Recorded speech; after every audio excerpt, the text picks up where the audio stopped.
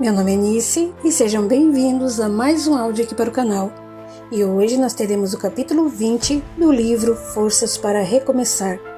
Mas como sempre eu peço seu apoio para você curtir, comentar, compartilhar. Se você ainda não é inscrito, chegou agora, gostou do canal, eu te convido a se inscrever. São atos que para você não custa nada e que para mim é muito importante, ok? Então, dados os recados, vamos para o capítulo 20. Breno aproxima-se de Débora. Remexendo-se lentamente no leito, Sérgio ouviu o som de passos vagarosos aproximando-se dele. Por um instante, olhou para o lado, reconhecendo a figura do médico amigo.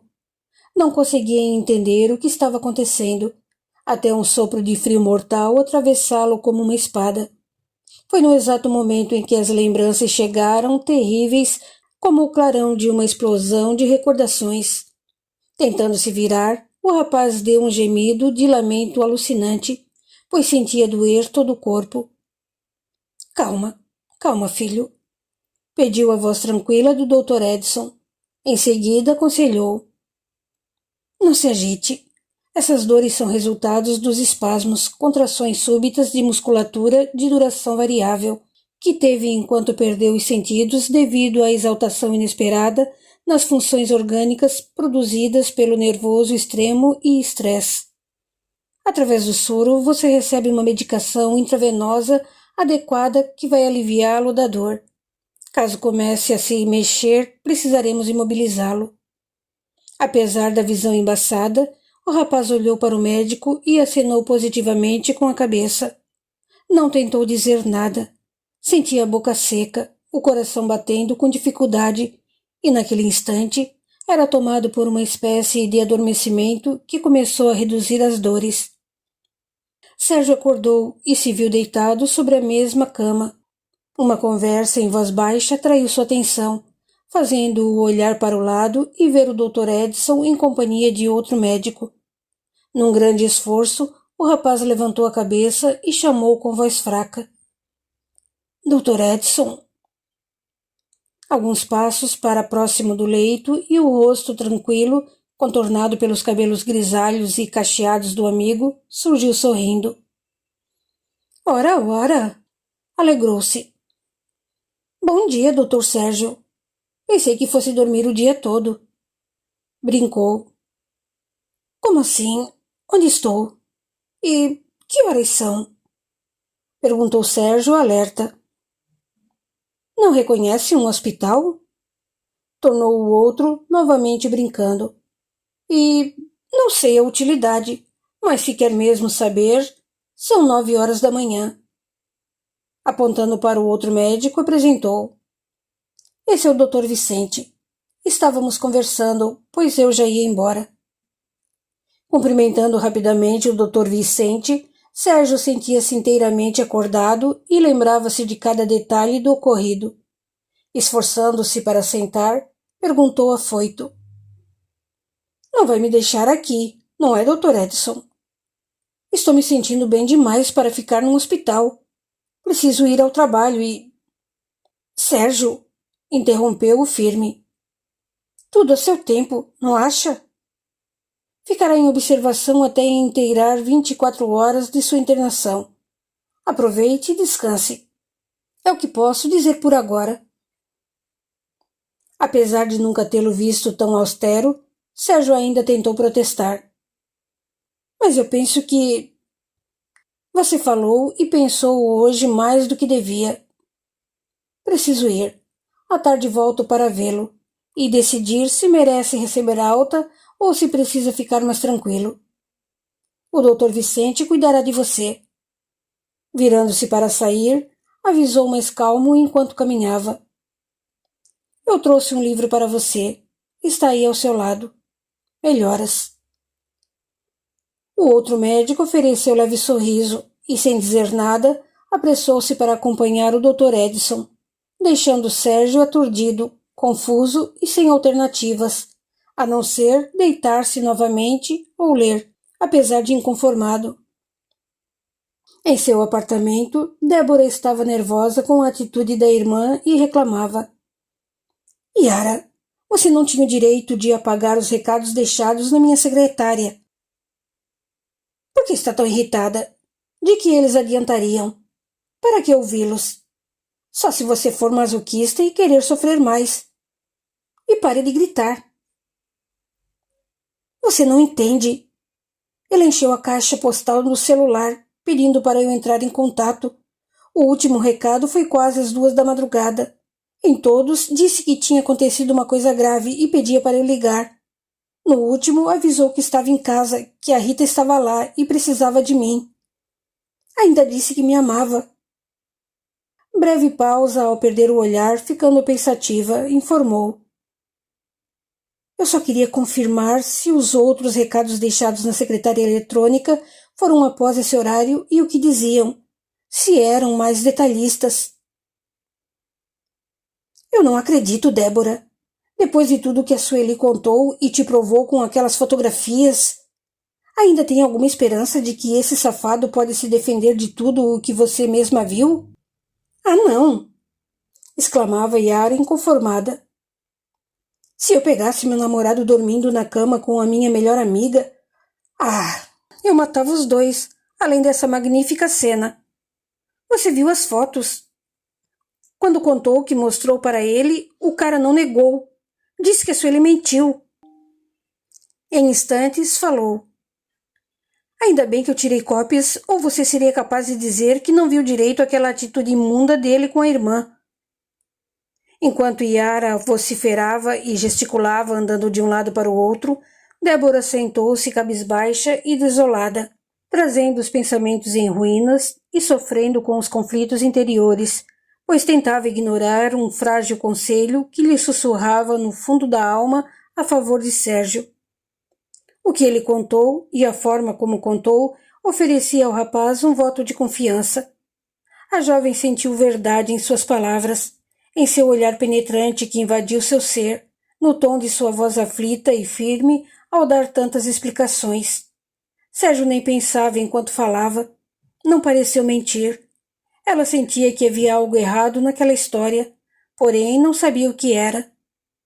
Mas Yara, inspirada por espíritos malfeitores, não parava de falar, e sua energia devorava o fio de esperança que existia em Débora.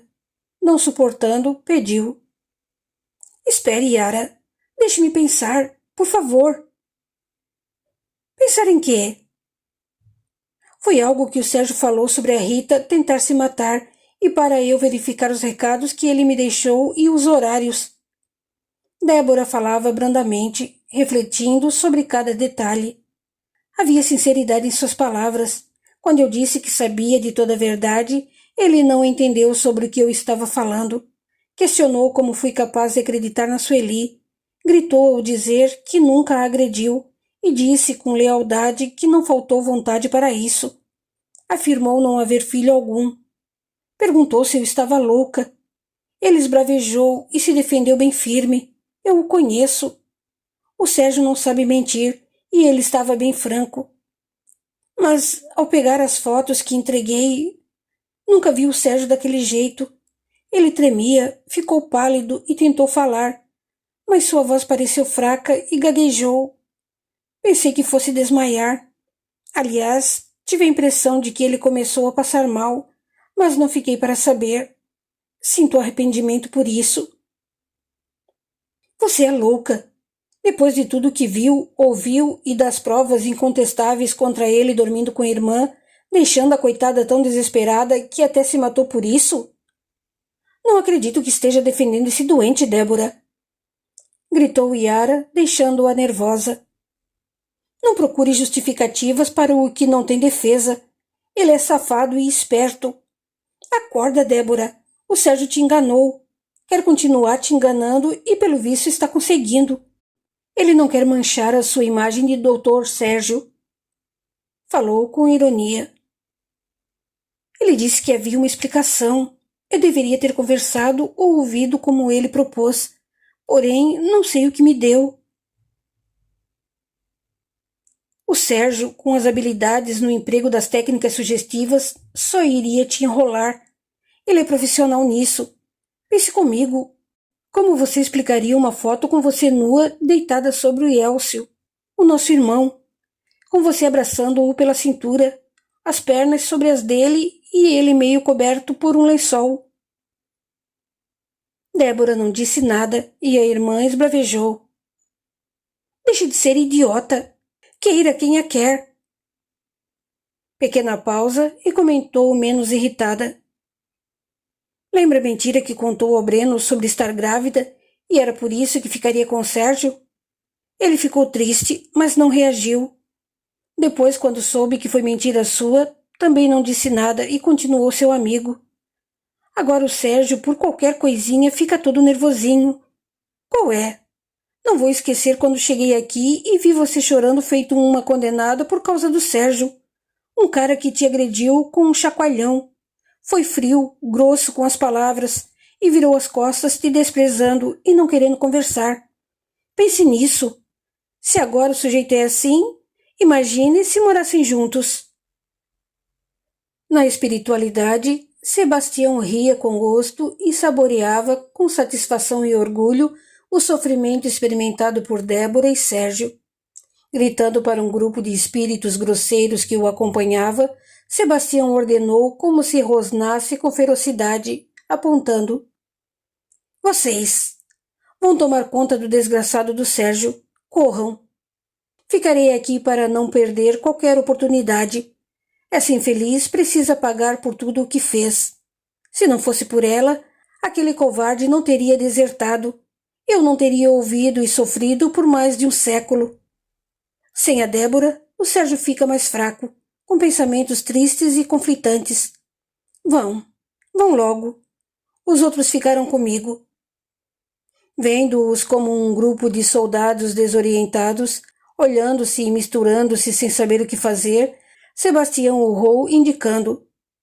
Você, seja hábil como o chicote para organizar esses atrapalhados, ou eu mesmo manusearei uma boa tira de couro em suas costas para que aprenda a botar juízo naquelas cabeças.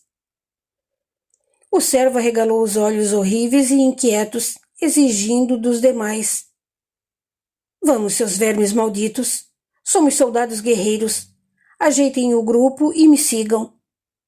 Reunindo os espíritos que desejava, o servo daquele líder saiu rapidamente para cumprir as ordens de forma alucinada.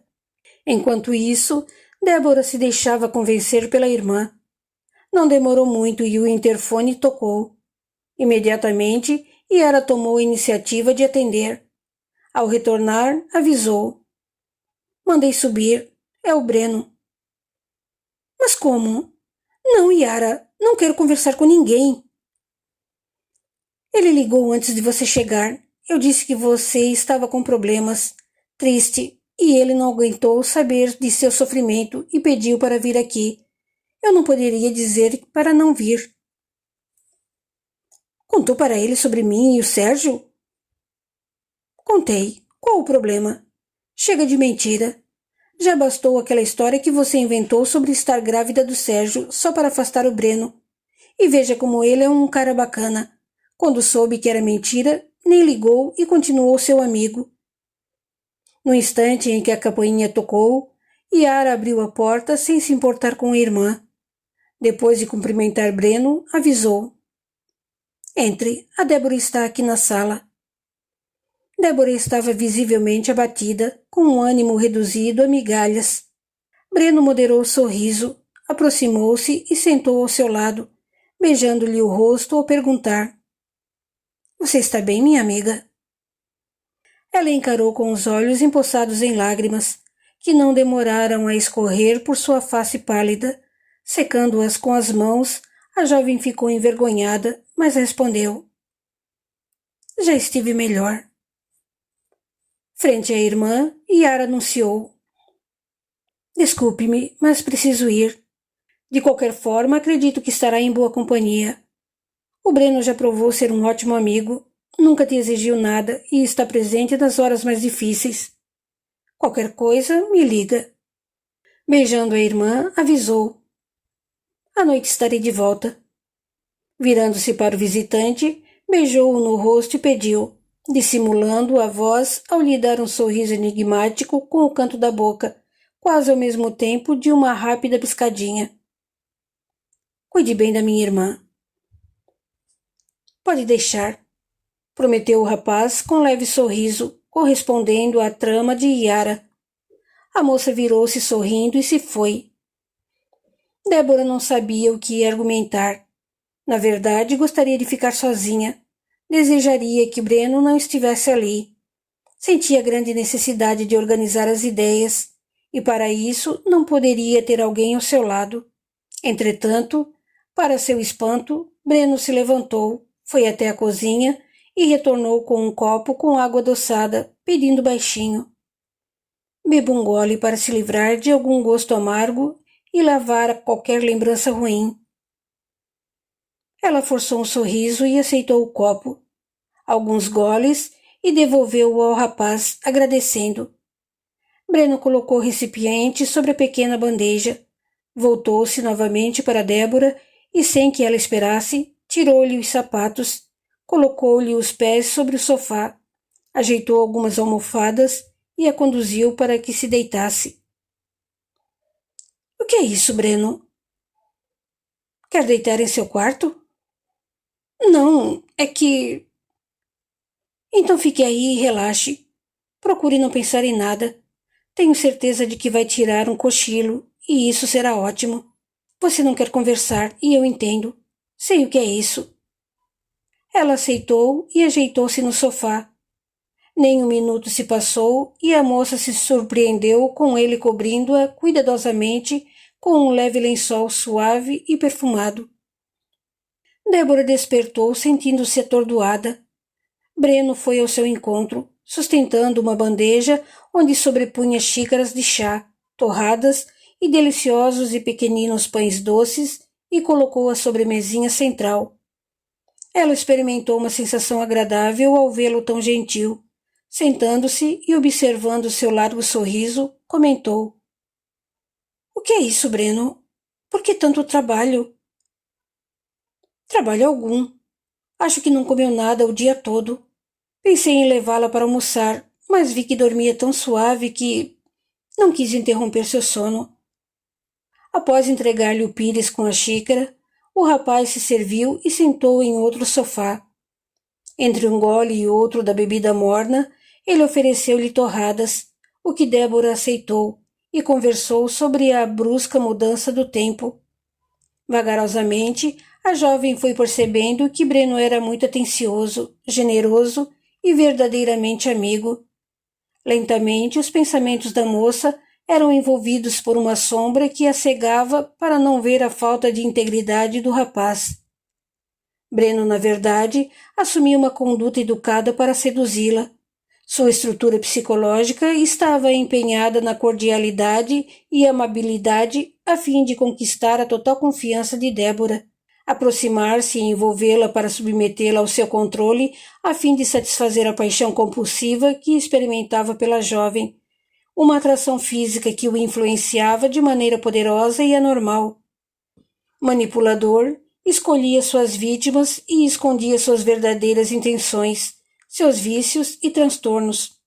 Mascarava o caráter a fim de empenhar-se ao máximo para obter o que desejava, no caso, Débora, como um triunfo e com a finalidade de usá-la como objeto em situações ou fantasias, despertando seus desejos mais obscuros. A conversa seguia com aparente tranquilidade entre eles, até que a jovem expressou o semblante triste.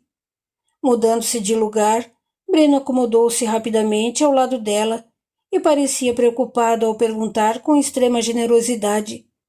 — O que foi? Eu disse algo errado? — Não. Foram detalhes que me trouxeram recordações e... Débora chorou e o rapaz amparou-a em seu ombro como amigo, ouvindo atenciosamente seu desabafo e afagando-a e, em certos instantes, compreendendo-a. No mesmo momento, Sérgio estava em pé frente à janela, olhando os últimos raios do sol que se punha entremeado de bela nuvem alaranjada. Tinha o olhar perdido no horizonte. Lembrava-se dos detalhes que o abateram a ponto de levá-lo a um hospital. Pensava em Débora e desejava tê-la segurado naquela sala por mais tempo para contar a verdadeira história. Mas a surpresa com a foto o deixou em choque e não soube como reagir. Além disso, ela foi muito insensível. De repente, um leve barulho na porta e fez virar-se lentamente. Sorriu com o canto da boca ao ver o médico amigo entrando. Ora, pelo visto se comportou bem, doutor Sérgio. Brincou o homem. Diga-me a verdade. Acha que precisava desse descanso, não é? Não posso dizer que apreciei a comida, a falta de visita e... A propósito, por que eu não recebi visitas? Foi a meu pedido, Sérgio. Você precisava de um momento a sós. Eu mesmo liguei para seu irmão e sua mãe explicando que não aconteceu nada grave. Disse que você não estava se sentindo bem e tratava-se de um estresse mental. Por isso precisava de descanso. Eles compreenderam e ficaram tranquilos. Não contou a ele sobre a Débora? Não, respondeu com simplicidade. Sérgio abaixou a cabeça, aproximou-se da cama onde se sentou e comentou em voz baixa. Ninguém jamais me fez sofrer tanto. A Débora me atacou de uma forma muito cruel. Não acreditou no que eu disse, nem me deu chances para explicar. Quer conversar um pouco? Perguntou o Dr. Edson, puxando uma cadeira e acomodando-se mais perto do rapaz. Os belos olhos de Sérgio o encararam de modo penetrante, expressando um pedido de socorro. Levantando-se de onde estava, ele pegou uma outra cadeira e puxou uma pequena mesa, colocando à frente ao Dr. Edson, sentando-se em seguida diante dele. Na mesa que os separava, apoiou os cotovelos e em seguida esfregou o rosto com as mãos, segurando a cabeça baixa, sem olhar para o outro.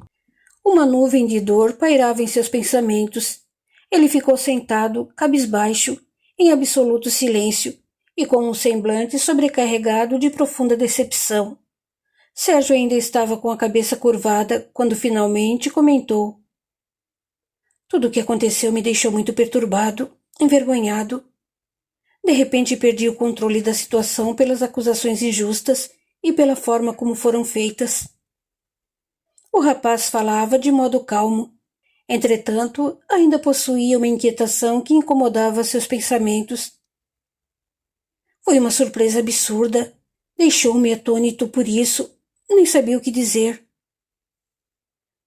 Você não contou a Débora sobre as atitudes desequilibradas de sua irmã? Não, respondeu encarando-o. Em seguida completou. A princípio, conforme me orientou e o João também aconselhou, eu tinha decidido que era o momento da Débora saber. Mas, sabe, estávamos vivendo situações decisivas e importantes em nossas vidas. Nosso relacionamento estava bem harmonioso, equilibrado, e eu resolvi adiar essa conversa que não me agradava nem um pouco. Depois o tempo foi passando e... Breve pausa e perguntou de modo suplicante na voz grave. Como eu poderia imaginar que Sueli fosse tão alienada, louca a esse ponto? Isso é doença. Ela não tem estrutura nem caráter. Isso só se explica como forma de vingança. A Sueli foi alguém em quem confiei, contei cada detalhe, muitos desabafos. Contudo, minha maior decepção foi com a imaturidade da Débora por não me ouvir. Estou arrasado. Quero sumir. Nada em minha vida parece fazer sentido e... Longo silêncio e o Dr. Edson comentou. Sérgio, como já disse, tenho idade para ser seu pai. Por essa razão, considero essa conversa como um desabafo pela nossa amizade.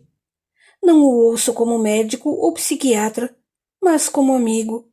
E para provar essa grande confiança e consideração que tenho especialmente por você, vou te contar que...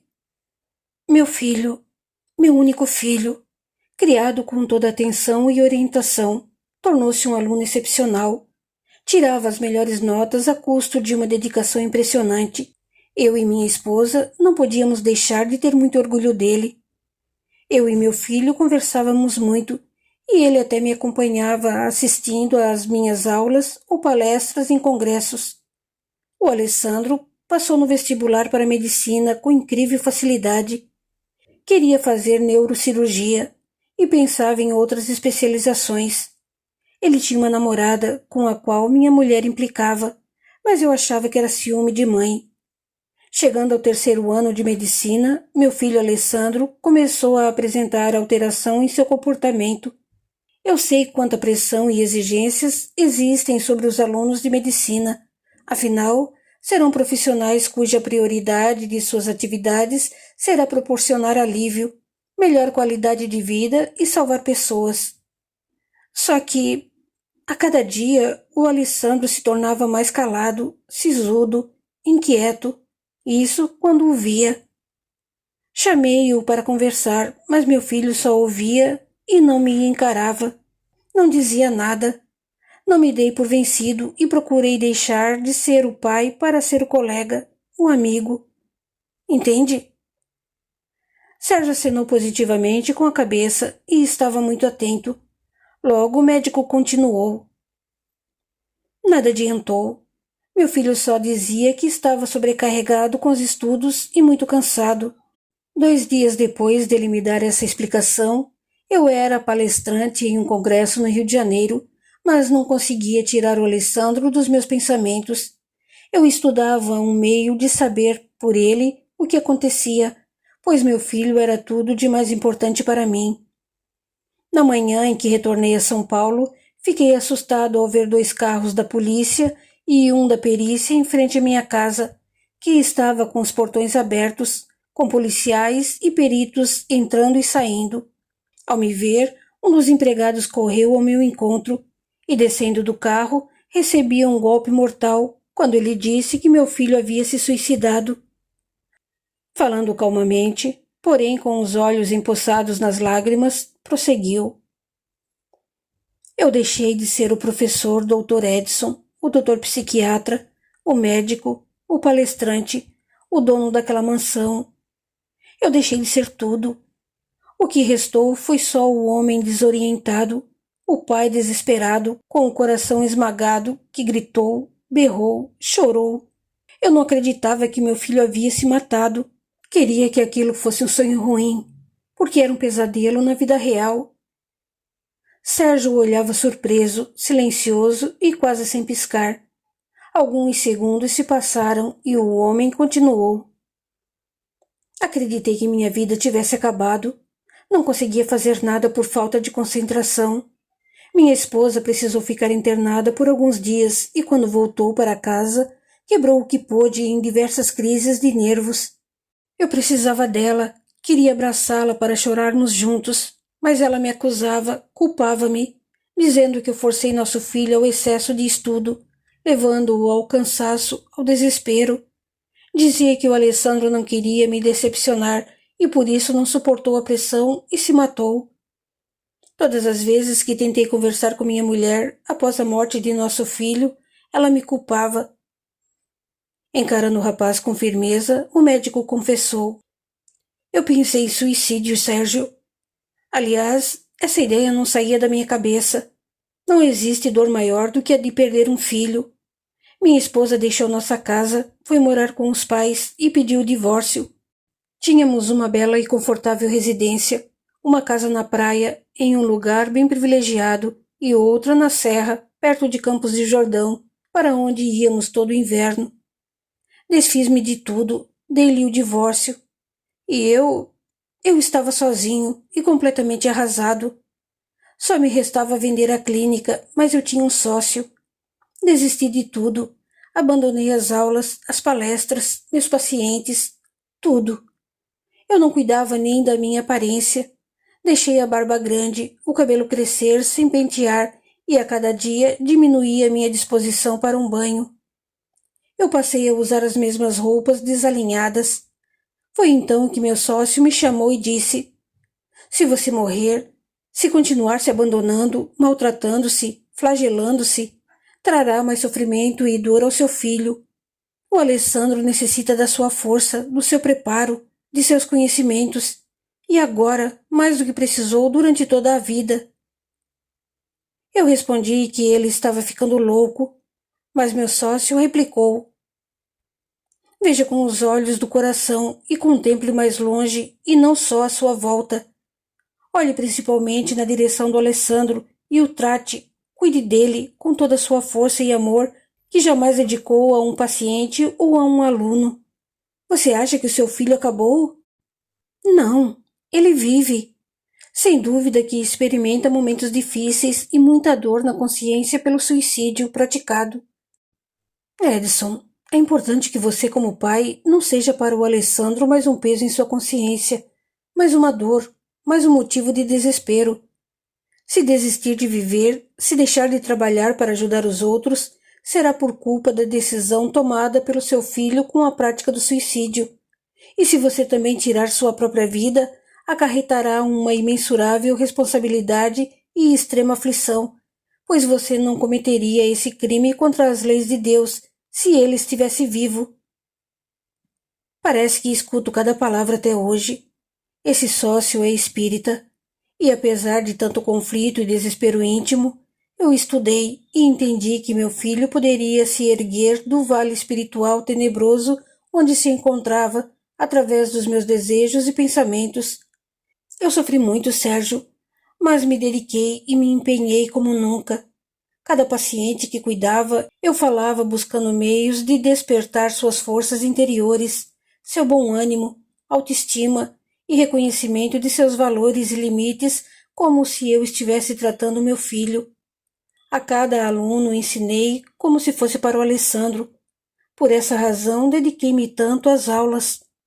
Na verdade, eu direcionava as explicações e orientações para o meu filho e em forma de pensamento, sem qualquer lamentação.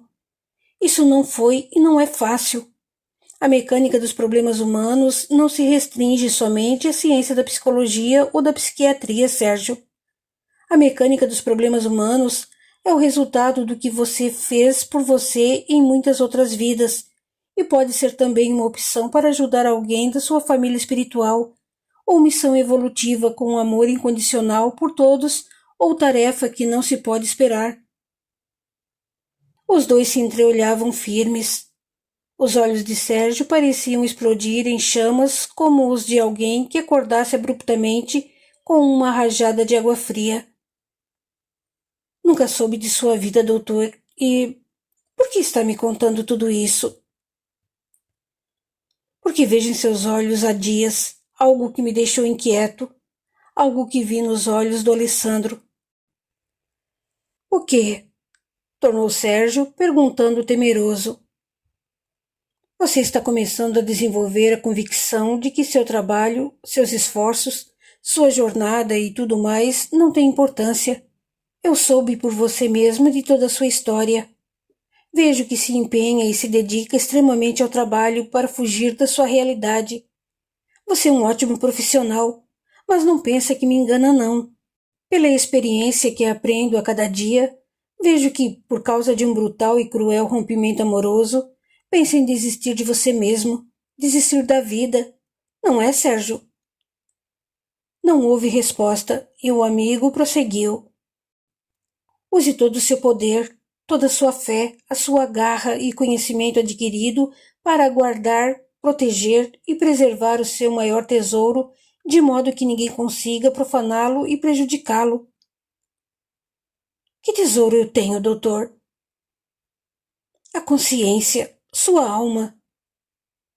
Breve pausa e o homem aconselhou sorrindo.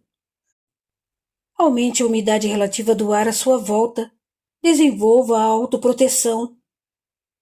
Mais sério, falou. Eleve os pensamentos e reze. Se for preciso, caia de joelhos, chore, grite, mas peça a Deus que o amanhã chegue rapidamente, com uma luz forte de confiança e razão. Assim como os raios do sol no horizonte são diferentes a cada dia, outros momentos vão embelezar sua vida. Lembre-se de que não existe somente a noite escura e fria. Todas as manhãs trazem luz. Mesmo um dia cinzento é mais claro do que a noite. Sérgio ficou em silêncio e fugiu o olhar sem dar qualquer resposta. Ei! Ao ver encará-lo, avisou com voz terna. Não quero perder mais um filho. Creio que foi a vergonha de desabafar que levou Alessandro à prática tão lamentável. Não quero te perder agora que o encontrei, filho. O rapaz não se conteve. Sérgio debruçou-se sobre a mesa, caindo num choro sufocado e compulsivo. O doutor Edson se levantou e foi ao seu lado, erguendo-o, puxou-o para um abraço. Sérgio o abraçou forte, escondeu o rosto em seu ombro e chorou como nunca. O médico não disse nada. Lágrimas correram em sua face serena, mas ele silenciou e somente esperou. Após longo tempo, Sérgio se afastou do abraço e, envergonhado, escondeu o rosto onde secava algumas lágrimas. Ao vê-lo erguer os olhos para o teto e dar longo suspiro, o Dr. Edson falou. É melhor que se troque. Acredito que suas roupas estejam ali no armário. Isto é, se quiser uma carona. Eu já estou de alta? Perguntou com a voz rouca pelo choro. Quando cheguei, estava. Vim aqui para avisar, mas... Riu. Acho que me esqueci. Aproximando-se, trazendo um leve sorriso no rosto avermelhado, Sérgio o abraçou firme e estapeou-lhe as costas. Não disse nada. Depois pegou suas roupas e foi se trocar. A caminho de casa, Sérgio comentou com o médico. Enquanto estava no hospital, pensei muito.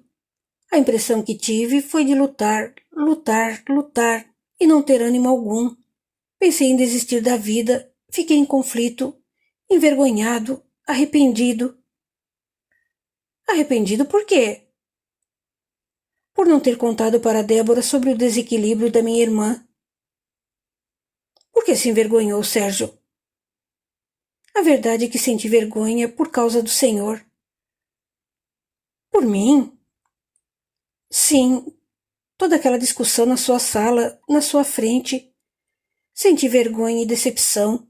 Passei o dia pensando, o que vale minha vida? A pessoa que mais amo e que dizia me amar me tratou como quem ofende um marginal. Que vergonha! A vergonha mata, Sérgio. Falou sério. Se o Alessandro não tivesse vergonha, estaria ao meu lado hoje. Foi a vergonha de contar o que acontecia que o levou à prática de tamanho absurdo. Falar, conversar, chorar, procurar ajuda profissional é coragem.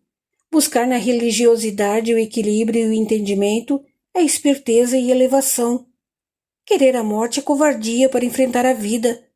E muitos não têm ideia da dor e do sofrimento consciencial 1000 vezes pior.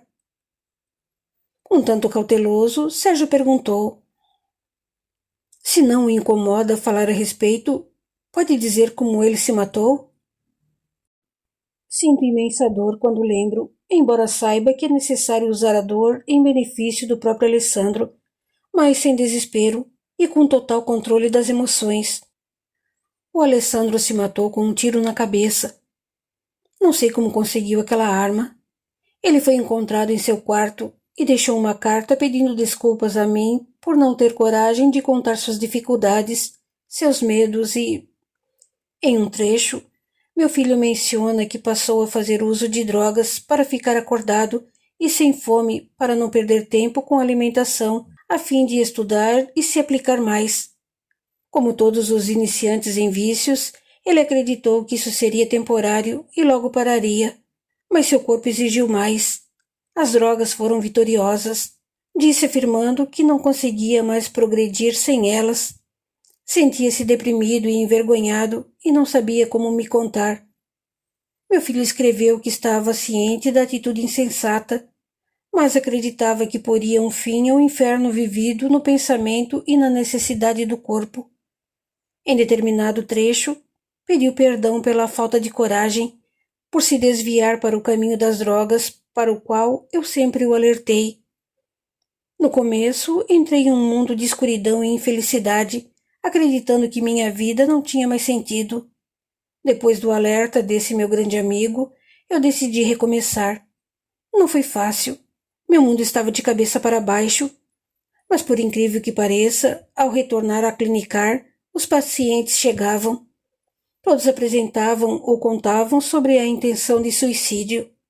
Tratei de cada um deles como se fosse o Alessandro, pois desejava arrancar meu filho do recôncavo das trevas, da perturbação e da dor para elevar sua consciência e beneficiá-lo com arrependimento e aceitação de socorro. Não peço mensagens mediúnicas com informações dele. Peço a Deus que o abençoe, a Jesus que o ilumine e continuo com o trabalho que abracei para aliviá-lo e elevá-lo. E sua esposa? Por mais que tentei e tento, através de psiquiatras amigos, não conseguimos minimizar sua depressão. Ela se entregou à progressividade de um estado desesperador tão profundo e por um tempo suficiente que agora acreditamos ser quase impossível modificar seu comportamento disfuncional. Tentou conversar com ela sobre o lado espiritual de toda a situação? Incontáveis vezes, mas ela não aceitou. Dei-lhe o divórcio para não contrariá-la, porém, em minha consciência, ela ainda é minha esposa. Apesar de ter-lhe fornecido toda a atenção, dedicação e amparo, ela não quis reverter seu quadro de depressão clínica para a tristeza comum. Recusou-se a me receber como visita. Ao saber da minha busca mais profunda nos ensinamentos da doutrina espírita, que me traziam consolo e força interior ativa e construtiva para as minhas atividades, minha esposa abandonou qualquer ocupação, dever e responsabilidade. Ao contrário de alguns deprimidos de comportamento passivo e letárgico, ela passou para um estado comportamental deprimido, mas agitado e inquieto quando procurou conforto na igreja evangélica ou religião protestante. Logo de início, minha mulher adotou uma conduta severa e crítica de si mesma. Assumiu a culpa pela falta de capacidade de controlar sua vida. Com procedimentos irritadiços, frequentou a igreja evangélica, gritando em rogativas intermináveis. Julgou-me demônio. Embrenhou-se na fé cega das crenças irracionais, persistentes e sob os delírios frenéticos dos cultos alucinantes, repletos de uma ovação interminável de súplicas a Deus, como se Deus fosse surdo. A busca desenfreada por uma espécie de perdão divino levou-a a distúrbios psíquicos de falar uma língua estranha da qual ninguém sabe a origem ou a tradução.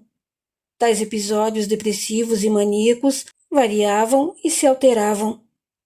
Você sabe que quando o indivíduo experimenta uma grande perda afetiva, se ele não for equilibrado, pode vivenciar grandes e diversos distúrbios psicológicos. Essa perda pode ser a morte de um ente querido ou a perda simbólica pela rejeição ou abandono da outra parte. Em todo caso, quando não se controla a raiva inconsciente contra o outro, esse sentimento se transforma em raiva contra si próprio e, consequentemente, em depressão. Fontes de estudos e opiniões de renomados psiquiatras como Aaron Beck baseiam-se em fontes clínicas de que as pessoas deprimidas, na maioria das vezes, pensam ilogicamente.